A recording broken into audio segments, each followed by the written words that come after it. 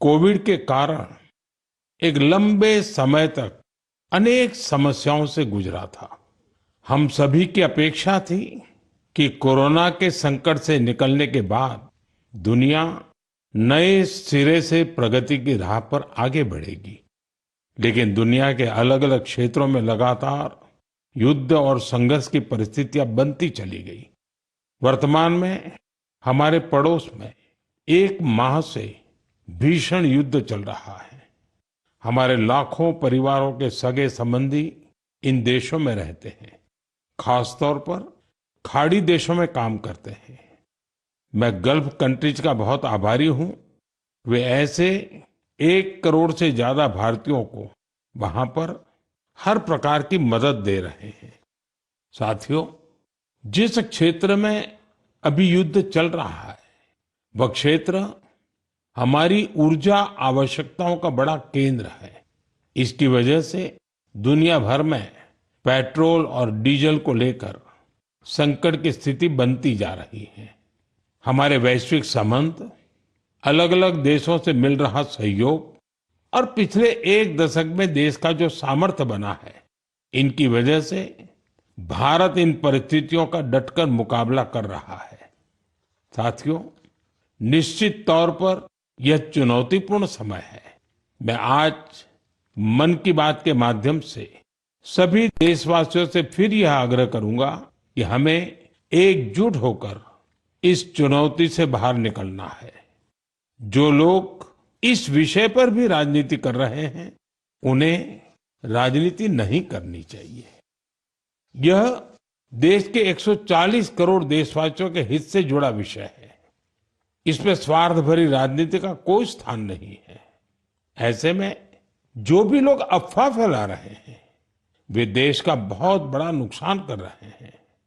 मैं सभी देशवासियों से अपील भी करूंगा कि वो जागरूक रहे, अफवाहों के बहकावे में न आए। सरकार की तरफ से जो आपको निरंतर जानकारी दी जा रही है, उस पर भरोसा करें और उसी पर विश्वास करके कोई कदम उठाएं। मुझे हर बार की तरह इस बार भी विश्वास है कि जैसे हमने देश के 140 करोड़ देशवासियों के सामर्थ्य से पुराने संकटों को हराया था, इस बार भी हम सब मिल करके इस कठिन हालत से बहुत ही अच्छी तरह बाहर निकल जाएंगे।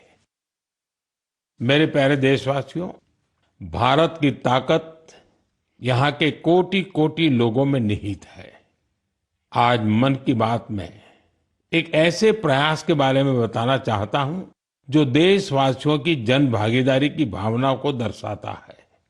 ये प्रयास है ज्ञान भारतम सर्वे, जिसका संबंध हमारी महान संस्कृति और समृद्ध विरासत से है।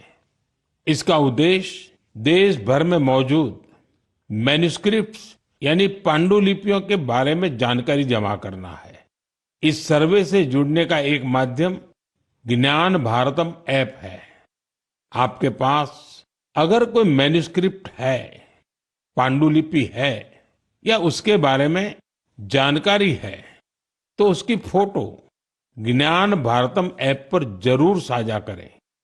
हर एंट्री से जुड़ी जानकारी को दर्ज करने से पहले उसकी पुष्टि भी की जा रही है। मुझे इस बात की खुशी है कि अब तक हजारों मैन्युस्क्रिप्ट्स, पांडुलिपि लोगों ने शेयर की है। उदाहरण के तौर पर अरुणाचल प्रदेश के नामसाई के चा नंती सिंह लोआंग जी ने ताई लिपि में पांडुलिपियां साझा की है। अमृतसर के भाई अमित सिंह राणा ने गुरुमुखी लिपि में पांडुलिपि शेयर की है। यह हमारी महान सिख परंपरा और पंजाबी भाषा से जुड़ी लिपि है। कुछ संस्थाओं ने पाम लीफ यानी ताड़ के पत्तों पर लिखी मैन्युस्क्रिप्ट दी है।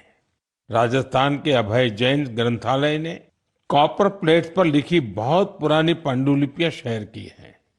वहीं लद्दाख की हेमिस मोनेस्ट्री ने तिब्बती में बहुमूल्य पांडुलिपियों के बारे में जानकारी दी है। यहाँ पर मैंने कुछ ही उदाहरण दी है। यह सर्वे जून के मध्य तक जारी रहने वाला है। आप सभी से मेरा आग्रह है कि अपनी संस्कृति से जुड़े पहलुओं को सामने लाएं और शेयर करें। मेरे प्यारे देशवासियों, भारत दुनिया का सबसे युवा देश है। देश के युवा की ताकत जब राष्ट्र निर्माण में जुड़ती है तो बहुत बड़ी मदद मिलती है। राष्ट्र निर्माण के इस दायित्व को निभाने में बड़ी भूमिका निभा रहा है मेरा युवा भारत यानी माय भारत संगठन। ये संगठन देश के युवाओं को अलग अलग पॉजिटिव गतिविधियों से जोड़ रहा है। हाल ही में माय भारत द्वारा बजट क्वेस्ट का आयोजन किया गया। इसका मकसद था देश भर के युवाओं को बजट प्रक्रिया और नीति निर्माण से जोड़ना। इससे जुड़ी क्विज में देश भर से करीब 12 लाख युवाओं ने हिस्सा लिया। क्विज के बाद करीब 1,60,000 प्रतिभागियों को निबंध प्रतियोगिता के लिए चुना गया। मुझे इनमें से कुछ निबंध पढ़ने का अवसर भी मिला। इनसे पता चलता है कि मेरे युवा साथी देश के विकास में अपना योगदान देने के लिए कितना तत्पर है। तेलंगाना के सूर्यापेट से कोटला रघुवीर रेड्डी, उत्तर प्रदेश के बाराबंकी से सौरभ बैसवार और बिहार के गोपालगंज से सुमित कुमार ने किसान कल्याण से जुड़े टॉपिक पर लिखा है। पंजाब के मोहाली से आंचल और ओडिशा के केंद्रपाड़ा से ओम प्रकाश रथ ने वुमेन लेड डेवलपमेंट को आगे बढ़ाने के तरीकों पर अपने विचार प्रकट किए हैं। हरियाणा के यमुनानगर से प्रथम बरार ने लिखा है कि ग्रीन और क्लीन भारत ही समृद्ध भारत का मार्ग है। इससे उनकी गहरी सोच का पता चलता है। दिल्ली के शंख गुप्ता का सुझाव है कि ग्रामीण क्षेत्रों में खेल प्रतिभाओं की पहचान के लिए और अधिक प्रयास होने चाहिए। हमारे युवा साथियों ने स्किल डेवलपमेंट और ईज ऑफ डूइंग बिजनेस पर भी अपने विचार साझा किए हैं। मैं उन सभी युवाओं की सराहना करता हूं जो अपने आइडियाज शेयर कर रहे हैं। ये विचार देश को आगे ले जाने में बहुत अहम है। जम्मू कश्मीर के लोग बहुत रोमांचित हैं। क्रिकेट के मैदान में इस शानदार प्रदर्शन के बाद वहां के युवाओं में खेलों के प्रति उत्साह और बढ़ गया है। आने वाले समय में यह कई युवाओं को स्पोर्ट्स को अपनाने के लिए प्रेरित करेगा। जम्मू कश्मीर के लोगों में खेलों को लेकर गजब का जज्बा रहा है। मुझे खुशी है कि अब यह बड़े खेल आयोजनों का हब भी बनता जा रहा है। खेलो इंडिया विंटर गेम्स के लिए गुलमर्ग तो पहले ही अपनी पहचान बना चुका है। फुटबॉल जैसे स्पोर्ट्स भी यहाँ के युवाओं के बीच काफी लोकप्रिय है। मुझे आशा है कि आने वाले समय में जम्मू कश्मीर के खिलाड़ियों की जीत का यह सिलसिला यूं ही जारी रहेगा। मेरे प्यारे देशवासियों, मैं अक्सर कहता हूं, जो खेलेगा वो खिलेगा। मुझे ये देखकर अच्छा लगा कि हमारे देश के युवा अब उन खेलों को भी खूब अपना रहे हैं जो पहले उतने लोकप्रिय नहीं थे। उत्तर प्रदेश के प्रतिभाशाली एथलीट गुलवीर सिंह ने ऐसे ही एक खेल में कमाल कर दिखाया है। स्क्वॉश खिलाड़ी बेटी अनाहत सिंह ने स्क्वॉश ऑन फायर ओपन का बड़ा अंतर्राष्ट्रीय खिताब अपने नाम किया। सिर्फ 17 साल की उम्र में उन्होंने ये सफलता हासिल की। इसके साथ ही वे पीएसए वर्ल्ड रैंकिंग में टॉप 20 में जगह बनाने वाली सबसे कम उम्र की एशियाई महिला खिलाड़ी बन गई है। मुझे अस्मिता एथलेटिक्स लीग की जानकारी भी मिली है। इसमें 8 मार्च को महिला दिवस के अवसर पर कई स्पोर्टिंग इवेंट्स का शानदार आयोजन किया गया। लीग में करीब 2 लाख बेटियों ने भागीदारी की। ये देखकर अच्छा लगता है कि भारत की नारी शक्ति देश में हो रहे इस स्पोर्टिंग ट्रांसफॉर्मेशन में अहम भूमिका निभा रही है। साथियों, मेरा हमेशा से यह आग्रह रहा है कि आप सभी अपनी फिटनेस पर जरूर ध्यान दें। अंतर्राष्ट्रीय योग दिवस में अब 100 दिनों से भी कम समय बचा है। पूरी दुनिया में योग के प्रति आकर्षण भी लगातार बढ़ रहा है। अफ्रीका के जिबूती में अल्मिस जी अपने अरविंद योग सेंटर के जरिए योग को बढ़ावा दे रहे हैं। वे यहाँ की कई और जगहों पर भी लोगों को योग सिखाते हैं। आप में से कई लोगों ने इंस्टाग्राम कंटेंट क्रिएटर युवराज दुआ की पोस्ट पर मेरे से रिप्लाई को लेकर कमेंट्स किए हैं। उन्होंने मुझसे आग्रह किया था कि मैं उनके पिता से कहूं कि वे शुगर इंटेक कम करें। मुझे खुशी है कि मेरे अनुरोध का उनके पिता पर सकारात्मक प्रभाव पड़ा है।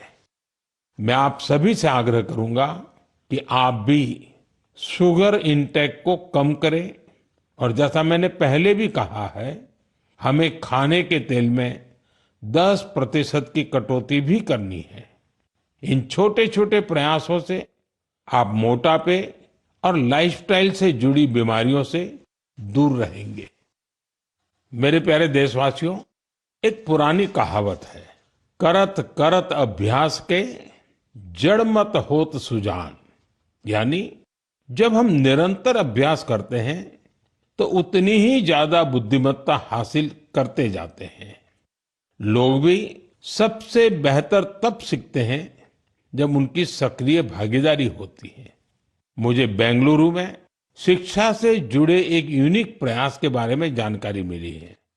यहाँ एक टीम प्रयोग इंस्टीट्यूट ऑफ एजुकेशन रिसर्च चला रही है। इस टीम का रिसर्च प्रोजेक्ट पर विशेष फोकस है। यह टीम स्कूल लेवल पर साइंस एजुकेशन को लोकप्रिय बनाने में जुटी है। उन्होंने अन्वेषण नाम का एक प्रयोग किया है। इसके जरिए 9वीं से 12वीं क्लास तक के स्टूडेंट्स को केमिस्ट्री, अर्थ साइंसेस और वेलनेस जैसे क्षेत्रों में इनोवेशन करने का मौका मिलता है। इससे स्टूडेंट्स को रिसर्च का बहुत अच्छा अनुभव हासिल होता है। साथ ही अपने प्रोजेक्ट्स को पब्लिश करने का प्लेटफॉर्म भी मिलता है। साथियों, परीक्षा पे चर्चा के दौरान कुछ स्टूडेंट्स ने मुझे बताया था कि वे साइंस पढ़ना तो चाहते हैं, लेकिन उन्हें इससे डर भी लगता है। इस दिशा में प्रयोग की टीम का प्रयास बहुत ही सराहनीय है। यह पहल स्टूडेंट्स को साइंस के साथ जुड़ने और प्रैक्टिकली कुछ करके दिखाने का मौका देती है। जब हम किसी चीज को खुद करके देखते हैं तो जिज्ञासा और रुचि पैदा होती है। कौन जानता है कि मेरे युवा साथियों में ही कोई आने वाले समय का बेहतरीन साइंटिस्ट हो। साथियों, शिक्षा के माध्यम से अतीत को संरक्षित करने और भविष्य को तैयार करने का एक प्रयास नागा समुदाय भी कर रहा है। इस समुदाय के लोग अपनी आदिवासी परंपराओं का बहुत सम्मान करते हैं। वो इस पर गर्व तो करते ही हैं, साथ ही अपनी अप्रोच को आधुनिक भी रखते हैं। नागा ट्राइब्स में मोरुंग लर्निंग की एक पारंपरिक व्यवस्था थी। इसमें बुजुर्ग लोग अपने अनुभवों से युवाओं को पारंपरिक ज्ञान, इतिहास और लाइफ स्किल्स के बारे में बताते थे। समय के साथ यह सिस्टम अब मोरुंग कॉन्सेप्ट ऑफ एजुकेशन में बदल गया है। इसके माध्यम से बच्चों में गणित और विज्ञान जैसे विषयों में रुचि पैदा की जाती है। इसमें समुदाय के बुजुर्ग उन्हें कहानियां, लोकगीत और पारंपरिक खेलों के साथ लाइफ स्किल्स सिखाते हैं। इस तरह हमारा नागालैंड अपनी सांस्कृतिक विरासत को सुरक्षित रखते हुए बच्चों की शिक्षा को आगे ले जा रहा है। आपको भी अपने क्षेत्र में ऐसे प्रयासों के बारे में पता चले तो मुझे जरूर शेयर कीजिएगा। मेरे प्यारे देशवासियों, देश के कई हिस्सों में गर्मियों की शुरुआत हो चुकी है। यानी ये समय जल संरक्षण के अपने संकल्प को फिर से दोहराने का है। पिछले 11 वर्षों में जल संचय अभियान ने लोगों को बहुत जागरूक बनाया है। इस अभियान के तहत देश भर में करीब 50 lakh artificial water harvesting structure बनाए गए हैं। मुझे ये देखकर अच्छा लगता है कि अब जल संकट से निपटने के लिए गांव-गांव में सामुदायिक स्तर पर प्रयास होने लगे हैं। कहीं पुराने तालाबों की सफाई हो रही है, कहीं बरसात के जल को सहेजने के लिए प्रयास किया जा रहा है। अमृत सरोवर अभियान के तहत भी देश भर में करीब 70,000 अमृत सरोवर बनाए गए हैं। बारिश का मौसम आने से पहले इन सरोवरों की साफ सफाई भी शुरू हो गई है। आज मैं आपसे कुछ प्रेरक उदाहरण भी साझा करना चाहता हूं। ये उदाहरण बताते हैं कि जन भागीदारी से जल संरक्षण का काम कितना व्यापक हो जाता है। साथियों, त्रिपुरा की जम्पुई पहाड़ियों में बसा वागमुन गांव 3,000 फीट की ऊंचाई पर बसा है। ये गांव पानी के गंभीर संकट का सामना कर रहा था। गर्मियों के दिनों में गांव के लोग पानी के लिए लंबी दूरी तय करते थे। आखिरकार गांव के लोगों ने बारिश की हर बूंद को सहेजने का निर्णय किया। आज वांगमुन गांव के लगभग हर घर में rooftop rain water harvesting system स्थापित हो गया है। जो गांव कभी पानी की कमी से जूझ रहा था, वो जल संरक्षण की एक प्रेरक मिसाल बन गया है। साथियों, इसी तरह छत्तीसगढ़ के कोरिया जिले में भी एक अनोखी पहल देखने को मिली। यहाँ के किसानों ने एक सरल लेकिन प्रभावशाली आइडिया पर काम किया। यहाँ के किसानों ने अपने खेतों में छोटे छोटे रिचार्ज तालाब और सोख्ता गड्ढे बनाए, जिससे बारिश का पानी खेतों में ही रुकने लगा और धीरे धीरे वह जमीन के अंदर जाने लगा। आज इस क्षेत्र के 1200 से अधिक किसान इस मॉडल को अपना चुके हैं और गांव का ग्राउंड वाटर लेवल बहुत बेहतर हो गया है। इसी तरह तेलंगाना के मंचेरियाल जिले के मुदिगुंटा गांव में भी लोगों ने मिलकर पानी की समस्या दूर की है। गांव के 400 परिवारों ने अपने घरों में सॉकपिट बनाया और वाटर कंजर्वेशन का जन आंदोलन बना दिया। इससे गांव का ग्राउंड वाटर लेवल बेहतर हुआ है। साथ ही प्रदूषित पानी की वजह से होने वाली बीमारियां बहुत कम हो गई हैं। मेरे प्यारे देशवासियों, हमारे मछुआरे भाई बहन सिर्फ समुद्र के योद्धा नहीं है, बल्कि वे आत्मनिर्भर भारत के एक मजबूत नींव भी है। वे सुबह होने से पहले समंदर की लहरों से जूझते हुए अपने परिवार के साथ साथ देश की अर्थव्यवस्था को मजबूती देने में जुट जाते हैं। ऐसे मेहनतकश मछुआरों का जीवन यहाँ की कई और जगहों पर भी लोगों को योग सिखाते हैं। आप में से कई लोगों ने इंस्टाग्राम कंटेंट क्रिएटर युवराज दुआ की पोस्ट पर मेरे से रिप्लाई को लेकर कमेंट्स किए हैं। उन्होंने मुझसे आग्रह किया था कि मैं उनके पिता से कहूं कि वे शुगर इंटेक कम करें। मुझे खुशी है कि मेरे अनुरोध का उनके पिता पर सकारात्मक प्रभाव पड़ा है। मैं आप सभी से आग्रह करूंगा कि आप भी शुगर इंटेक को कम करें और जैसा मैंने पहले भी कहा है, हमें खाने के तेल में 10% की कटौती भी करनी है। इन छोटे छोटे प्रयासों से आप मोटापे और लाइफस्टाइल से जुड़ी बीमारियों से दूर रहेंगे। मेरे प्यारे देशवासियों, एक पुरानी कहावत है, करत करत अभ्यास के जड़ मत होत सुजान। यानी जब हम निरंतर अभ्यास करते हैं तो उतनी ही ज्यादा बुद्धिमत्ता हासिल करते जाते हैं। लोग भी सबसे बेहतर तब सीखते हैं जब उनकी सक्रिय भागीदारी होती है। मुझे बेंगलुरु में शिक्षा से जुड़े एक यूनिक प्रयास के बारे में जानकारी मिली है। यहाँ एक टीम प्रयोग इंस्टीट्यूट ऑफ एजुकेशन रिसर्च चला रही है। इस टीम का रिसर्च प्रोजेक्ट पर विशेष फोकस है। यह टीम स्कूल लेवल पर साइंस एजुकेशन को लोकप्रिय बनाने में जुटी है। उन्होंने अन्वेषण नाम का एक प्रयोग किया है। इसके जरिए 9वीं से 12वीं क्लास तक के स्टूडेंट्स को केमिस्ट्री, अर्थ साइंसेस और वेलनेस जैसे क्षेत्रों में इनोवेशन करने का मौका मिलता है। इससे स्टूडेंट्स को रिसर्च का बहुत अच्छा अनुभव हासिल होता है। साथ ही अपने प्रोजेक्ट्स को पब्लिश करने का प्लेटफॉर्म भी मिलता है। साथियों, परीक्षा पे चर्चा के दौरान कुछ स्टूडेंट्स ने मुझे बताया था कि वे साइंस पढ़ना तो चाहते हैं, लेकिन उन्हें इससे डर भी लगता है।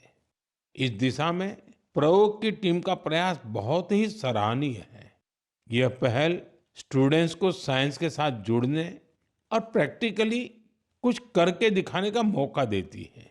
जब हम किसी चीज को खुद करके देखते हैं तो जिज्ञासा और रुचि पैदा होती है। कौन जानता है कि मेरे युवा साथियों में ही कोई आने वाले समय का बेहतरीन साइंटिस्ट हो।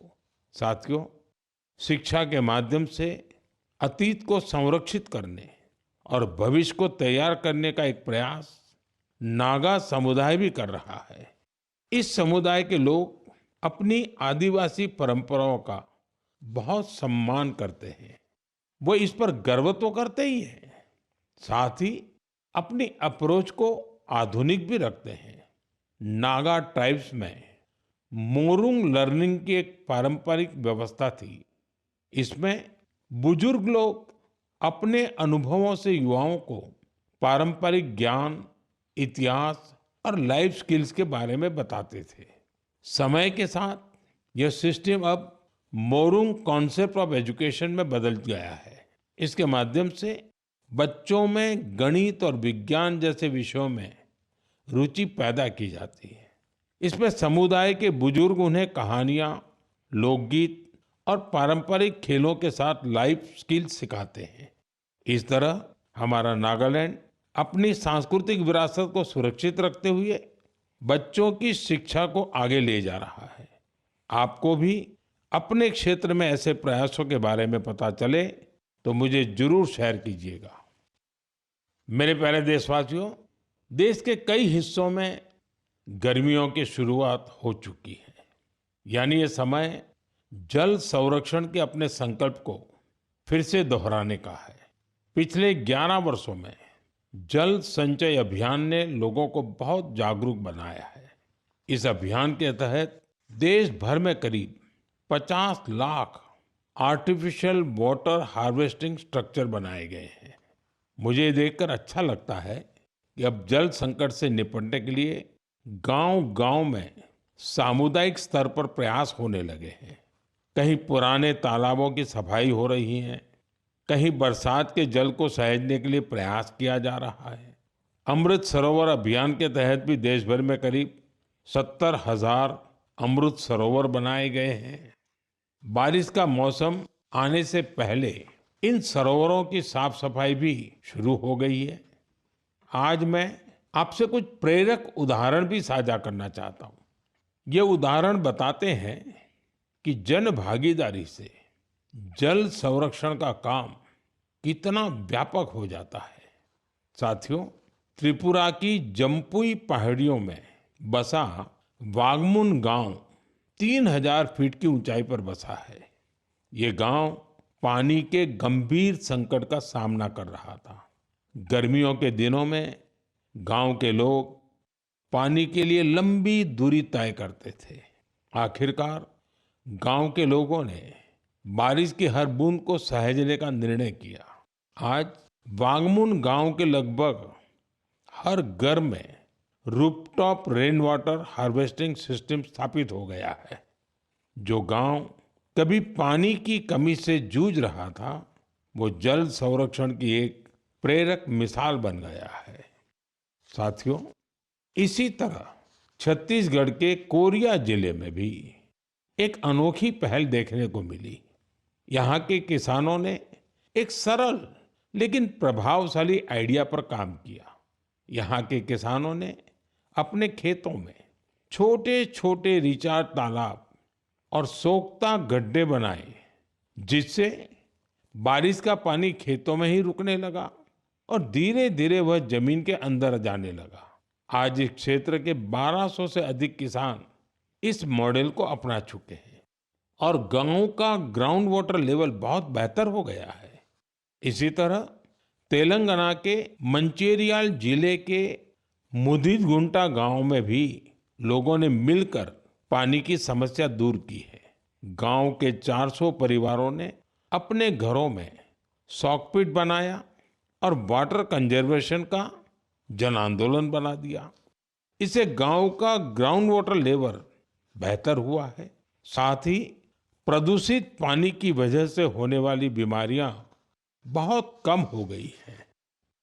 मेरे प्यारे देशवासियों, हमारे मछुआरे भाई बहन सिर्फ समुद्र के योद्धा नहीं हैं, बल्कि वे आत्मनिर्भर भारत के एक मजबूत नींव भी है। वे सुबह होने से पहले समंदर की लहरों से जूझते हुए अपने परिवार के साथ साथ देश की अर्थव्यवस्था को मजबूती देने में जुट जाते हैं। ऐसे मेहनतकश मछुआरों का जीवन आज कई तरह से आसान बनाया जा रहा है। चाहे बंदरगाहों का विकास हो या मछुआरों के लिए बीमा, ऐसी कई पहल उनके बहुत काम आ रही है। हम जानते हैं कि समंदर में उनकी गतिविधियों को मौसम का रुख बहुत प्रभावित करता है। इसे देखते हुए टेक्नोलॉजी के जरिए भी उनकी पूरी मदद की जा रही है। मुझे बेहद खुशी है कि ऐसे प्रयासों से हमारा फिशरीज सेक्टर न केवल समृद्ध हो रहा है, बल्कि कुछ नया करने का जज्बा भी भर रहा है। आज फिशरीज और सीवीड के क्षेत्र में नए नए इनोवेशन हो रहे हैं और हमारे मछुआरे भाई बहन आत्मनिर्भर बन रहे हैं। ओडिशा के संबलपुर की सुजाता भुयान जी एक गृहिणी थी, लेकिन वो कुछ नया करके अपने परिवार की और मदद करना चाहती थी। इसलिए कुछ वर्ष पहले उन्होंने हीराकुंड रिजर्वायर में फिश फार्मिंग शुरू की। शुरुआती दिन उनके लिए आसान नहीं थे। मौसम में होने वाले बदलाव, मछलियों के खाने का प्रबंध और घर की जिम्मेदारियों के साथ संतुलन बनाने में जैसी कई चुनौतियां थी, लेकिन उनका हौसला अडिग था। केवल 2-3 वर्ष के भीतर उन्होंने अपने प्रयास को एक फलते फूलते बिजनेस में बदल दिया। आज उनकी सफलता समुदाय की महिलाओं के लिए उम्मीद की नई किरण बन गई। साथियों, लक्षद्वीप में मिनिकॉय की हावा गुलजार जी की कहानी हमारी माताओं बहनों की अद्भुत संकल्प शक्ति को सामने लाती है। दरअसल वे एक फिश प्रोसेसिंग यूनिट चलाती थी, लेकिन उन्हें लगा कि उनके पास एक अच्छा कोल्ड स्टोरेज हो तो वे और बेहतर कर सकती है। इसलिए उन्होंने कोल्ड स्टोरेज यूनिट लगाया। आज कई तरह से आसान बनाया जा रहा है। चाहे बंदरगाहों का विकास हो या मछुआरों के लिए बीमा, ऐसी कई पहल उनके बहुत काम आ रही है। हम जानते हैं कि समंदर में उनकी गतिविधियों को मौसम का रुख बहुत प्रभावित करता है। इसे देखते हुए टेक्नोलॉजी के जरिए भी उनकी पूरी मदद की जा रही है। मुझे बेहद खुशी है कि ऐसे प्रयासों से हमारा फिशरीज सेक्टर न केवल समृद्ध हो रहा है, बल्कि कुछ नया करने का जज्बा भी भर रहा है। आज फिशरीज और सीवीड के क्षेत्र में नए नए इनोवेशन हो रहे हैं और हमारे मछुआरे भाई बहन आत्मनिर्भर बन रहे हैं। ओडिशा के संबलपुर की सुजाता भुयान जी एक गृहिणी थी, लेकिन वो कुछ नया करके अपने परिवार की और मदद करना चाहती थी। इसलिए कुछ वर्ष पहले उन्होंने हीराकुंड रिजर्वायर में फिश फार्मिंग शुरू की। शुरुआती दिन उनके लिए आसान नहीं थे। मौसम में होने वाले बदलाव, मछलियों के खाने का प्रबंध और घर की जिम्मेदारियों के साथ संतुलन बनाने में जैसी कई चुनौतियां थी, लेकिन उनका हौसला अडिग था। केवल 2-3 वर्ष के भीतर उन्होंने अपने प्रयास को एक फलते फूलते बिजनेस में बदल दिया। आज उनकी सफलता समुदाय की महिलाओं के लिए उम्मीद की नई किरण बन गई। साथियों, लक्षद्वीप में मिनिकॉय की हावा गुलजार जी की कहानी हमारी माताओं बहनों की अद्भुत संकल्प शक्ति को सामने लाती है। दरअसल वे एक फिश प्रोसेसिंग यूनिट चलाती थी, लेकिन उन्हें लगा कि उनके पास एक अच्छा कोल्ड स्टोरेज हो तो वे और बेहतर कर सकती है। इसलिए उन्होंने कोल्ड स्टोरेज यूनिट लगाने का फैसला किया। आज यही उनकी ताकत बन चुका है। अब वे बेहतर प्लानिंग के साथ कारोबार कर पा रही है। साथियों, देश में आज हर तरफ ऐसे प्रयास हो रहे हैं जो प्रेरित करने वाले हैं। बेलगावी के शिवलिंग सतप्पा हुद्दार ने पारंपरिक खेती से अलग रास्ता चुना। इसके लिए उन्होंने एक पॉन्ड फार्म बनाया। इस कारोबार के लिए उन्हें ट्रेनिंग भी मिली। अब अपने पॉन्ड से मछलियों की बिक्री कर वे अच्छी कमाई कर रहे हैं। वहीं सीवीड की मांग को देखते हुए कई लोगों ने सीवीड कल्टीवेशन को भी अपनाया है। इसका उन्हें बड़ा लाभ भी हो रहा है। मैं एक बार फिर फिशरीज सेक्टर से जुड़े सभी लोगों की सराहना करता हूं। हमारी इकोनॉमी को सशक्त बनाने के लिए उनका प्रयास बेहद प्रशंसनीय है। मेरे प्यारे देशवासियों, जब समाज खुद आगे आता है तो छोटे छोटे प्रयास भी बड़े बदलाव की नींव बन जाते हैं। हमारे देश के अलग अलग हिस्सों में ऐसे कई उदाहरण सामने आ रहे हैं जो हमें यही सिखाते हैं। हाल ही में उत्तर प्रदेश के वाराणसी में एक प्रेरक प्रयास देखने को मिला। वहां एक ही घंटे में 2,51,000 से अधिक पौधे लगाए गए और एक नया गिनीज वर्ल्ड रिकॉर्ड बना। इस प्रयास की सबसे खास बात ये रही कि इसमें हजारों लोग एक साथ जुड़े। छात्र, जवान, स्वयंसेवी संगठन, अलग अलग संस्थाएं, सबने मिलकर इस काम को संभव बनाया। जन भागीदारी का यही स्वरूप एक पेड़ मां के नाम अभियान के दौरान भी दिखता है। इस अभियान के तहत देश भर में करोड़ों पेड़ लगाए गए हैं।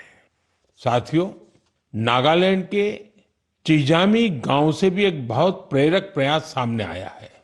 चिजामी गांव की महिलाएं मिलकर 150 से अधिक वैरायटी के पारंपरिक बीजों को सुरक्षित रख रही है। इन बीजों को एक कम्युनिटी सीड बैंक में संरक्षित किया जा रहा है, जिसे गांव की महिलाएं ही चलाती हैं। इनमें चावल, बाजरा, मक्का, दालें, सब्जियां और कई तरह की जड़ी बूटियां शामिल है। यह एक ऐसा प्रयास है जिसमें ज्ञान भी सुरक्षित है, परंपरा भी जीवित है और आने वाली पीढ़ियों के लिए एक मजबूत आधार भी तैयार हो रहा है।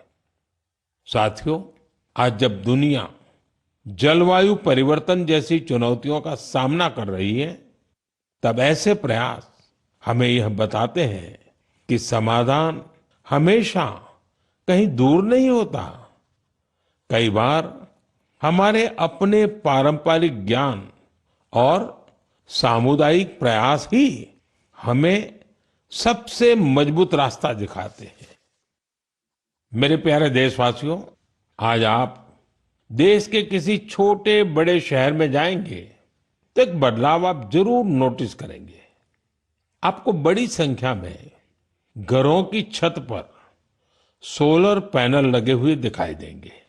कुछ साल पहले तक ये इक्का दुक्का घरों पर ही दिखता था, लेकिन आज पीएम सूर्यघर मुफ्त बिजली योजना का प्रभाव देश के कोने कोने में दिखने लगा है। इस योजना की वजह से गुजरात के सुरेंद्रनगर जिले की पायल मुजपरा के जीवन में बहुत बड़ा बदलाव आया है। उन्होंने सूर्य पहल के माध्यम से सोलर पावर टेक्नोलॉजी की ट्रेनिंग ली और 4 महीने का सोलर पीवी टेक्नीशियन का कोर्स पूरा किया। अब वो एक कुशल सोलर टेक्नीशियन बन गई है। पायल एक सोलर उद्यमी के तौर पर अपनी पहचान बना रही है। वो आसपास के जिलों में सोलर रूफटॉप इंस्टॉलेशन का काम करती है और इससे उन्हें हर महीने हजारों रुपए की आय होती है। साथियों, मेरठ के अरुण कुमार भी अब अपने इलाके में ऊर्जा दाता बन गए हैं। हाल ही में दिल्ली में हुए कार्यक्रम में अरुण कुमार ने हिस्सा लिया था और अपने अनुभव साझा किए थे। उन्होंने बताया था कि वो न केवल बिजली बिल की बचत कर रहे हैं, बल्कि अपनी अतिरिक्त बिजली बेच भी रहे हैं। साथियों, जयपुर के मुरलीधर जी की सफलता भी कुछ ऐसी ही है। पहले उनकी खेती डीजल पंप पर निर्भर थी, जिसमें हर साल हजारों रुपए खर्च होते थे। जब उन्होंने सोलर पंप अपनाया, तो उनकी खेती का तरीका ही बदल गया। अब उन्हें बचत होती है और उनकी सालाना आय भी बढ़ गई है। सबसे महत्वपूर्ण बात यह है कि अब उनका परिवार साफ ऊर्जा के साथ बेहतर जीवन जी रहा है। साथियों, पीएम सूर्यघर मुफ्त बिजली योजना का फायदा नॉर्थ ईस्ट के इलाकों में भी मिल रहा है। त्रिपुरा में रियांग जनजाति के कई गांव ऐसे थे जहां बिजली की समस्या थी। अब सोलर मिनी ग्रिड के माध्यम से वहां के घरों में रोशनी रहती है। वहां बच्चे अब शाम के बाद भी पढ़ पा रहे हैं, लोग मोबाइल चार्ज कर पा रहे हैं और गांव का सामाजिक जीवन भी बदल गया है। साथियों, देश में सोलर ऊर्जा क्रांति के ऐसे न जाने कितने उदाहरण हैं। आप भी इस क्रांति से जुड़िए और दूसरों को भी जोड़िए। मेरे प्यारे देशवासियों, मन की बात के लिए मुझे हर महीने देश के अलग अलग हिस्सों से ढेरों संदेश मिलते हैं। इन संदेशों से ये भी पता चलता है कि दूर दराज के क्षेत्रों में बैठे लोग कितने चाव से इस कार्यक्रम को सुनते हैं। जब मैं आपके सुझाव पढ़ता हूं, तो मुझे लगता है कि ये सिर्फ एक कार्यक्रम नहीं है, ये हम सबका एक साझा संवाद बन गया है। आपके विचार, आपके अनुभव इस कार्यक्रम को लगातार बेहतर बनाने की प्रेरणा देते हैं। आप अपने आसपास की प्रेरक गाथाएं यूं ही साझा करते रहिए। हो सकता है आपकी एक छोटी सी कोशिश किसी और के जीवन में बड़ा बदलाव ले आए, किसी को आगे बढ़ने का नया हौसला दे दे। यही तो रेडियो की असली ताकत है। ये देश के अलग अलग कोने में बैठे लोगों का एक विचार, एक भावना और एक उद्देश्य से जोड़ देता है। अगले महीने फिर मिलेंगे कुछ नए प्रेरक व्यक्तित्वों के साथ, कुछ ऐसे प्रयासों के साथ जो हमें आगे बढ़ने की नई ऊर्जा देंगे। आने का फैसला किया। आज यही उनकी ताकत बन चुका है। अब वे बेहतर प्लानिंग के साथ कारोबार कर पा रही है। साथियों, देश में आज हर तरफ ऐसे प्रयास हो रहे हैं जो प्रेरित करने वाले हैं। बेलगावी के शिवलिंग सतप्पा हुद्दार ने पारंपरिक खेती से अलग रास्ता चुना। इसके लिए उन्होंने एक पॉन्ड फार्म बनाया। इस कारोबार के लिए उन्हें ट्रेनिंग भी मिली। अब अपने पॉन्ड से मछलियों की बिक्री कर वे अच्छी कमाई कर रहे हैं।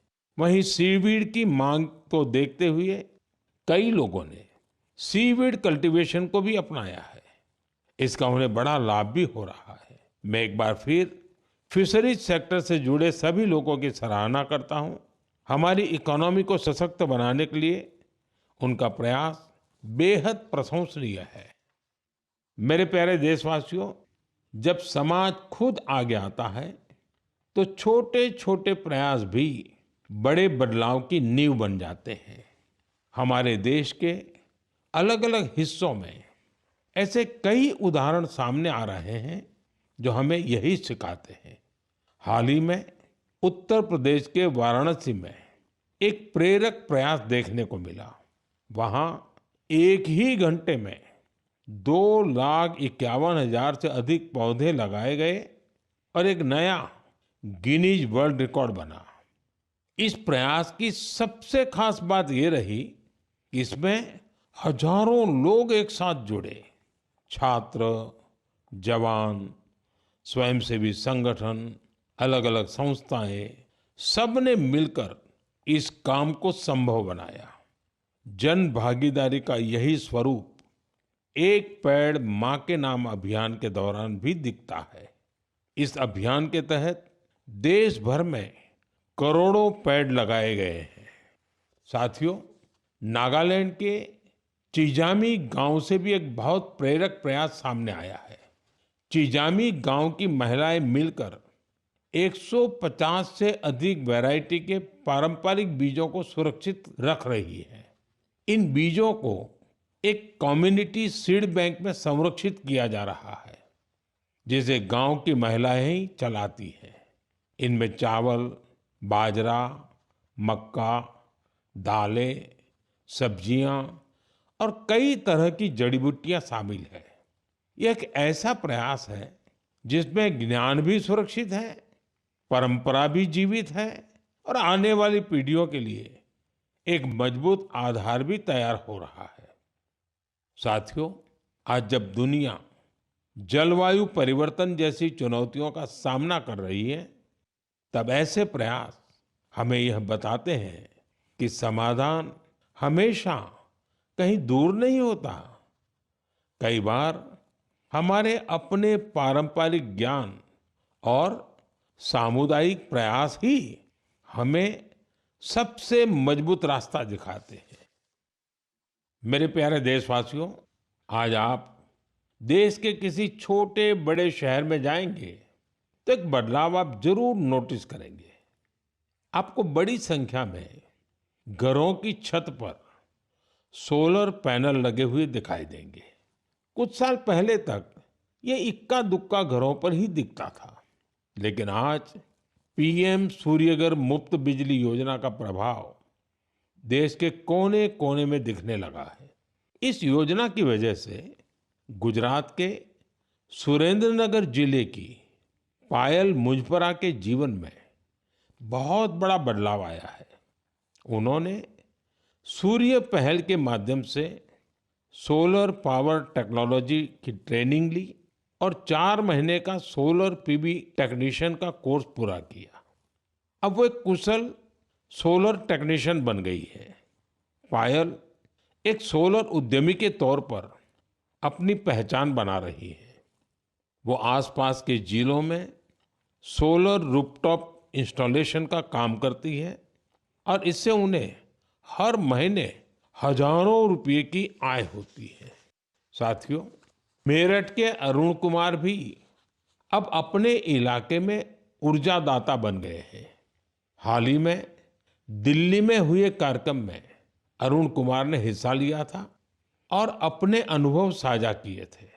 उन्होंने बताया था कि वो न केवल बिजली बिल की बचत कर रहे हैं, बल्कि अपनी अतिरिक्त बिजली बेच भी रहे हैं। साथियों, जयपुर के मुरलीधर जी की सफलता भी कुछ ऐसी ही है।